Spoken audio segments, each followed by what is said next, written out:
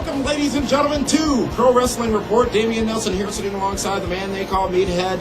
It is Tuesday, November 14th, 2006, and this is PWR Daily. My God, man! SmackDown versus Raw! SmackDown versus Raw! Did you go out and pick it up at midnight from Walmart last night? At midnight? No, dude, I don't need it that bad.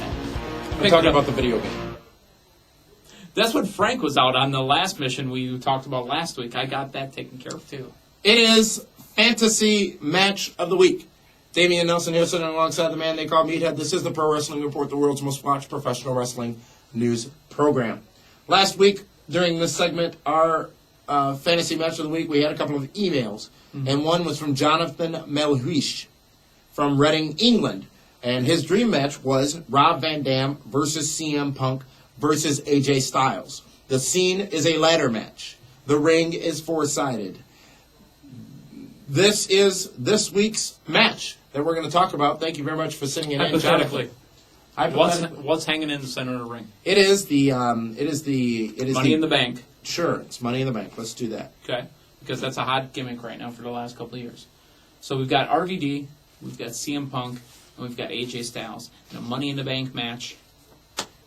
Who would win? It's a WWE ring. It's four-sided.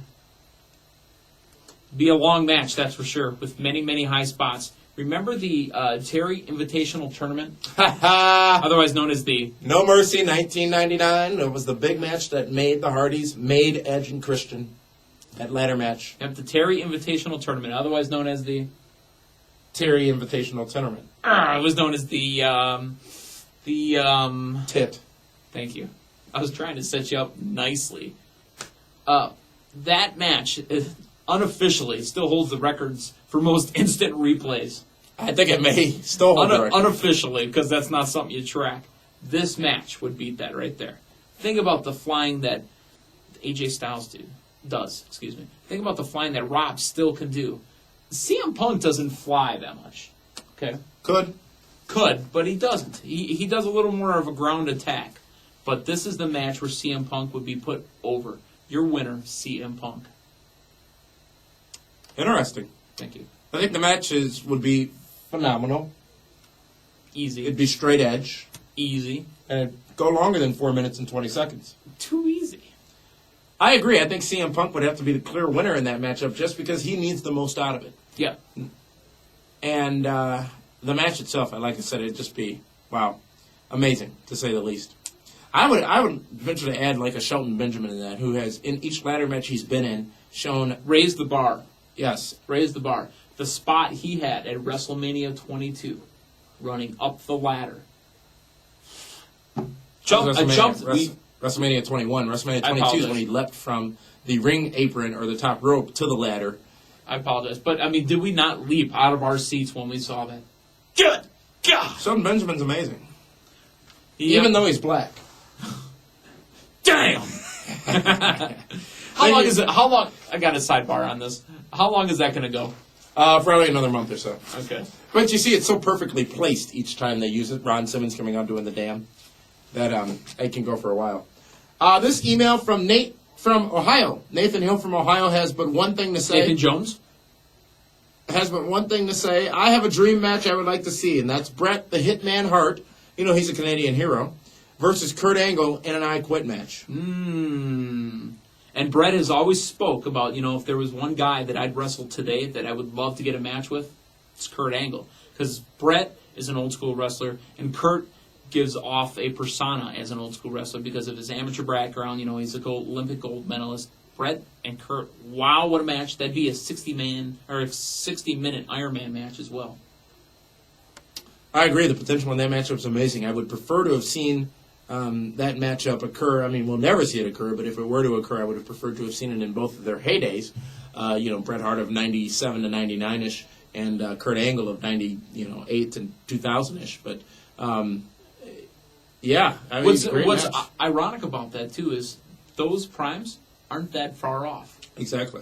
If Bret would have just sucked it up a little bit more and stayed home, we could have had that match. Well, remember, it wasn't long after Bret left that Kurt Angle came into the WWE. Correct. About a year. Brian Williams, no, not of NBC Nightly News, but Brian Williams of Bellingham, Washington, I believe that is, sends this email in. Hello, I just want to say I love the show and I love what you guys are doing. Thank you very much. On to my fantasy match.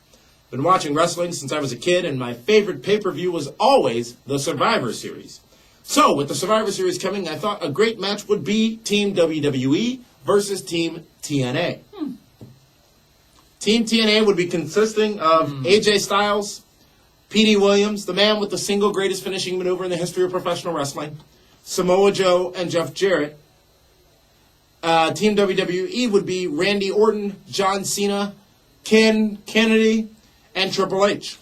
I want to add to that before we go any further. We need to make it a 4-team match. Also throw in Team WCW. Listen, hear me out. I'm listening. Team WCW. Scott Hall, Hey, yo. Kevin Nash. We got an email from a viewer about Scott Hall, about how they ran into him drunk at Caesar's Palace at WrestleMania 9 in Vegas. Scott Hall, Kevin Nash, Hollywood Hogan, and you got to throw in Sting. Okay? And Team WWF Classic. Okay? Of which Honky Tonk Man just signed on to. WWE Legends. Okay? You throw in Hulkamania. Brother. You throw in the Macho Man. Ooh, yeah. You throw in the surprise member of Mr. Perfect. And that's absolutely perfect. And you throw in Andre the Giant. But, I mean, if that's the match we're making, I say we make it a 4-team match. And we're going to leave that to you guys to send us your emails. What do you think of that Survivor Series matchup? Brian Williams, thanks for the concept. Sending it over. Team WWE versus Team TNA versus Team WWE Classics and Team WCW. Let's fire the WCW team since, you know. What, are you going to throw in Team AWA? DVD comes out November 21st. I can't wait to You get just my got a hands on light it. popped up over your head. You're like, Team AWA. Who's on Team AWA? Well, probably most of the WWE legends you just mentioned. Nope. You got Vern Gagne. Mm-hmm. You've got Nick Bockwinkel. Mm-hmm. He's been on this very program and twice. you've got the Rock and Roll Express. Morton and Ricky Morton and... Michael P.S. Haynes. No. He's a Freebird, dude. Oh, I know. How dare you mix up the Freebirds with the Rock and Roll Express. I know. You probably should have the Von Erichs in there, too. Michael Loger sends in this email. Hey, guys, I love the concept of the daily themes, and the one that caught my attention was the fantasy match letters. I'd have to go with the tag team match, teaming the two men who hooked me into wrestling with their SummerSlam 91 match. Remember that, folks? For the Intercontinental Championship, it was Bret the Hitman Hart versus Kurt Mr. Perfect Hennig. And those two men would tag up to take on Kurt Angle and Chris Benoit. Ooh. Just give them a ring at a 60-minute time limit. That's what Michael Loger from Hennepin, Illinois has to say. Wow. I think we've locked on to something, David. I think we really have. That is Fantasy Match of the Week for Tuesday, November 14th, 2006. Thanks for tuning in, folks. We'll see you tomorrow right here on PWRshow.com, YouTube, and television if you're still watching us here in Milwaukee. Thanks a lot for tuning in, folks.